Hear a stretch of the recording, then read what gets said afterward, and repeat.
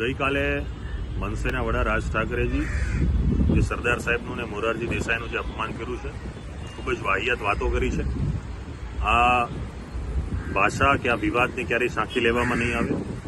સમગ્ર ભારતને એક કરવામાં જેણે પોતાનું જીવન સમર્પિત કર્યું છે, એવા સરદાર સાહેબની અપમાન કરવું એટલે કે આ રાષ્ટ્રનું અપમાન છે, આ ભૂમિનું અપમાન છે, આ ભારત માતાનું અપમાન છે. અપમાન ક્યારેય સાંખી ન લેવાય.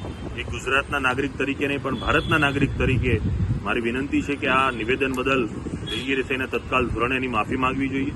આવા નિવેદનોના કારણે બે ભાષાના, બે પ્રાંતને, બે લોકોને સામસામે કરીને પોતાની રાજનીતિ ચમકાવી ન જોઈએ.